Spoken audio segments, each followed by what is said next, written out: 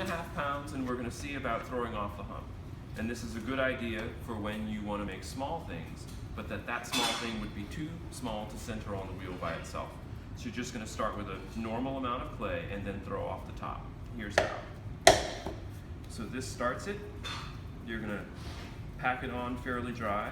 You want to make sure that this circle is about as round as it can be so water doesn't go underneath. And then we're going to do the centering. So I like to pick a medium fast speed. This is a little too fast. So you get a little bit slower. And then on this pedal you can take your foot off a little faster. So if you remember, the centering is where your hands go together like this. And they're opposite each other, and this height is maybe just a little bit higher than your hand, and that's going to be fine. And depending on how strong you are, you can have your hands across where the 9 and 3 would be, or if you need more leverage from your body, swing your arm to where it's in between you and the clay, so that as you lean forward, so this position would be maybe 7 and 2. They're still apart from each other. But then the downward part is where you cup your hands somehow over the top. It might not matter how. And you're going to lean down and away.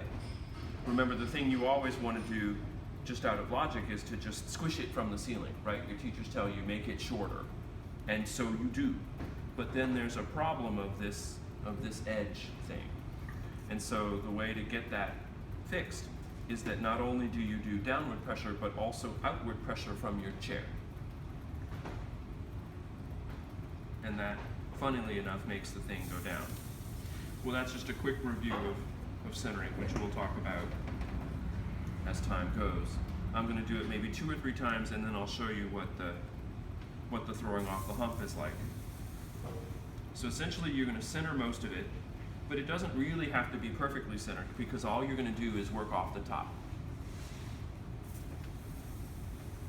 So we're going to make this a little bit high. And let's think about maybe some little tiny, bottle shape, some little small vase shape. And so when you're first starting this, you're just going to arbitrarily set up a chunk of this to throw.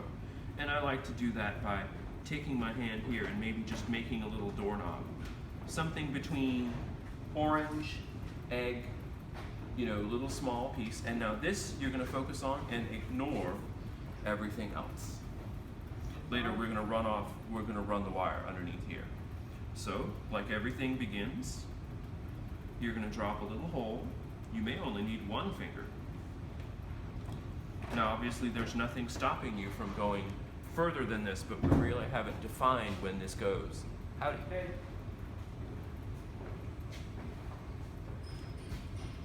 And so I'm going to stop right here. And this depth now, this will become a little bottle. And so you open the little floor. Probably only a couple fingers are needed. And then this is a little cylinder which you can use your fingers for. And since I know I want to have it a little bit enclosed, I don't want to let it become a bowl yet. And so this, already it's a little cup, right? Already you could have it as a little shot glass or something like that. But I'm going to, for a quick restorative. That's beautiful. Thank you. But we're going to go a little bit further. And that whole bottom chunk is just behaving itself. It's ignoring. I'm not touching it. It doesn't care. That's right. We're not talking to each other. Yeah. And so as you go, oops, there's some water. And so this goes on for as much as you dare. I want a little round piece, so I'm going to kind of drag it in. And if this is still something that you can get a finger into, then you can shape it outward from inside. So I'm using this part of my finger on the inside, what you would do on a big piece, but now it's all contained. And so we're going to push on it like this and sort of inflate it as it goes. And this shoulder part really wants to collapse. So even if you want a bowl that is a bottle that is much more sharply cornered here, don't do that too early because it'll collapse in. So this dance is to go back and forth between shaping and closing and trying to time it so that it mostly looks like an egg until the very end, and then you do something severe to it, and then you're done. Or it will be done without you. And so this would be the point when you could get a little stick and reach in with a stick where your finger could not reach. And so these make lovely kinds of gifts or glaze tests or what have you. And they don't take too much time. So I'm gonna smooth this off with the sponge and then make a few shape refinements with the rib. This is the flexible one, which you've seen. And I think I'm gonna work off a little bit of those finger marks. And since this has a corner, I'm gonna use the corner to make a little edge here. Nice. Maybe one more pass. Why did you make this on top of that lump of clay underneath? Why isn't it touching the board?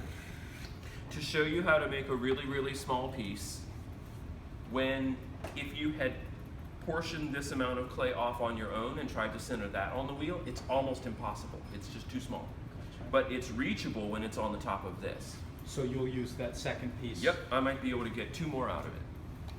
This is called throwing off the hump. This is perfectly centered. Thank you. A little more poofy.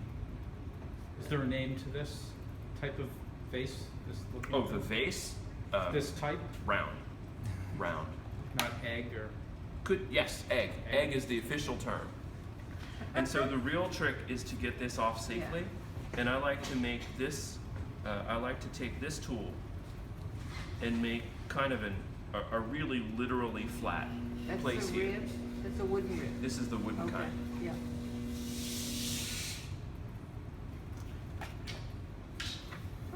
I would pay money for that. Would you? No. Yeah, see me in 2 weeks. You want green? We got green. Right.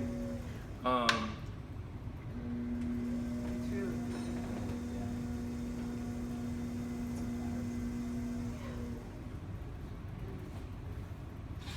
And so there's no reason that the wire is level, so you have to practice this part.